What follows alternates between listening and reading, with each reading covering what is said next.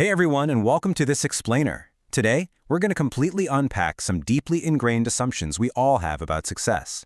We grow up hearing that if you're just really smart and you grind out endless hours of hard work, you've got the golden ticket to financial freedom and a happy life. But what if the actual data tells a completely different story?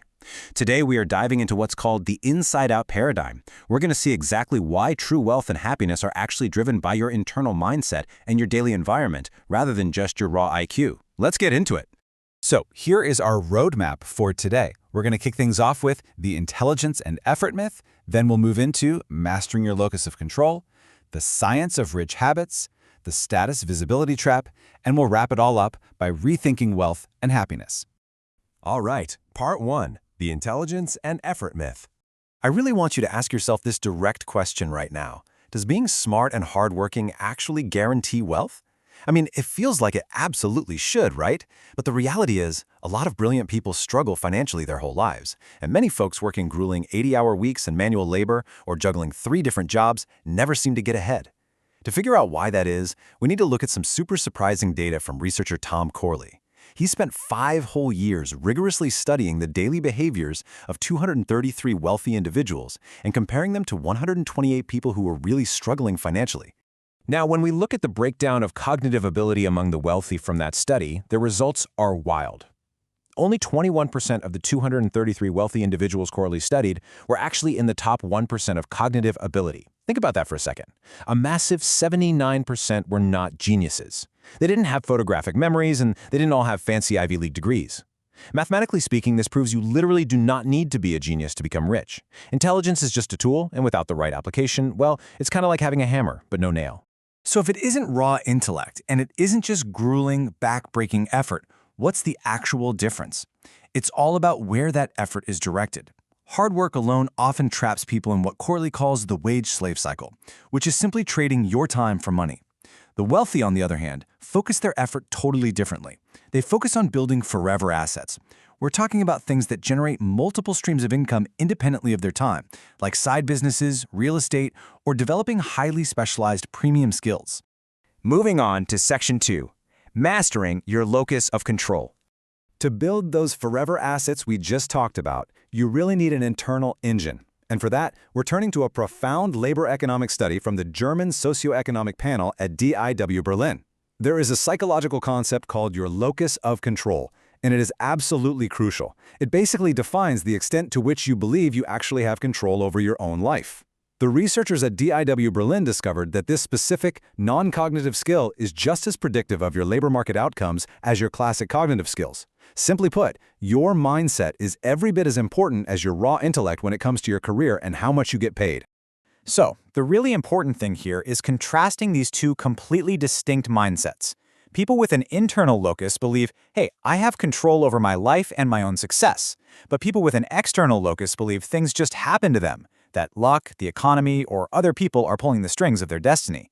And Corley's data backs us up perfectly. Get this, 78% of the poor individuals in his study believed wealth was just a matter of luck or chance. But 90% of the rich, they attributed their success entirely to their own habits and decisions. And the academic data from DIW Berlin proves this is not just motivational fluff. They use dynamic multinomial logic models. And yeah, I know that's a total mouthful, but it's basically just a fancy academic way of saying they tracked incredibly complex labor data over a long period of time.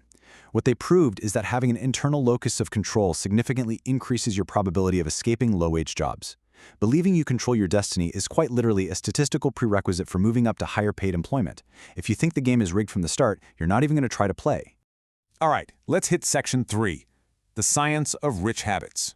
Now let's look at the external engine, the daily compounding actions that actually generate wealth. According to Corley's 5-year study, wealth is highly predictable if you follow a few actionable takeaways. The rich set very specific daily goals. They live frugally and save at least 20% of their income. But look at how they spend their time. 76% of the wealthy dedicate at least 30 minutes a day to reading, learning, or developing new skills. Contrast that with the poor individuals in the study. 97% of them spent that exact same time on entertainment, with 77% watching over an hour of TV every single day. That is a massive, life-altering daily action gap. And this action gap is just totally stark when we look at goal setting. 80% of the wealthy individuals actively set specific, measurable goals and reviewed them daily. They had a clear, defined plan. Only 12% of the poor individuals did the same. Honestly, if you are highly intelligent, but you just sort of drift through your days without measurable goals, you are simply wasting your potential on tasks that do not move the needle. Which leads us to this incredibly powerful statistic. 51%. More than half of the wealthy individuals in the study owned or were actively building a side business. They were taking calculated risks and building those forever assets. Compare that 51% to just 2% of the poor individuals doing the same. It's a stunning difference in how time and energy are being allocated, right? Let's dive into Section 4, the status visibility trap. So what happens once you actually start building that wealth? Does it automatically make you happier? To see how this works, we're diving into a fascinating experimental psychology study from the journal Nature Mental Health. To really understand the link between happiness and wealth, we have to define status and visibility. This is a state where you know your own financial status, you know exactly what's in your bank account, but you cannot see the wealth of the people around you. The researchers essentially wanted to know, what happens when you switch off our innate, evolutionary desire for social comparison?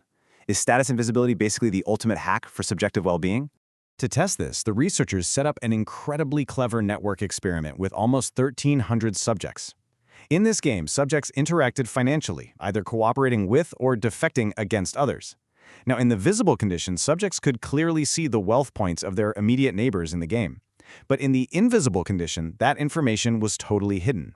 The researchers then mapped all this out visually, tracking both the size of a person's wealth and their subjective well-being, which is just a scientific way of saying how happy they felt. The results were pretty striking.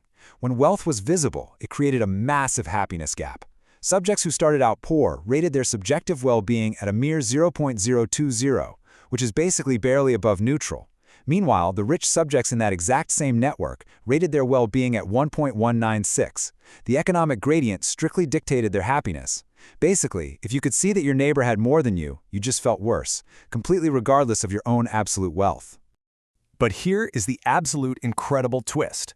When the researchers made wealth invisible, the economic gradient of happiness completely flattened out. Subjects who started poor and stayed poor throughout the game experienced well-being gains similar to the people who actually became richer. Why? Because the social comparison trap was completely neutralized. They were perfectly happy with their own steady, absolute wealth gains from round to round, simply because they couldn't see that someone else had more. It's wild. Finally, Section 5, Rethinking Wealth and Happiness. Let's bring all of this together. We've looked at deep labor data, behavioral habits, and experimental psychology. The core message of this explainer really boils down to this true wealth formula. First, you absolutely must cultivate an internal locus of control. You have to believe you are the architect of your own life. Second, you must practice compounding daily rich habits. Read, set those goals, build assets, and don't just passively consume entertainment. And finally, to protect your emotional well-being as you grow, you must completely refuse to play the social comparison game. You have to actively shield yourself from the status visibility trap. So I want to leave you with this provocative question to really ponder right now. Look at your own routines today. Look at your phone. Are your daily habits and your social media feeds actually building your wealth and strengthening your internal locus of control? Or are they just trapping you in the exhausting, joy-stealing comparison game? The data clearly shows that you have immense control over your financial destiny and your happiness. But the choice of what habits you practice tomorrow morning, well, that is entirely up to you. Thanks so much for joining me on this explainer, and I'll see you next time.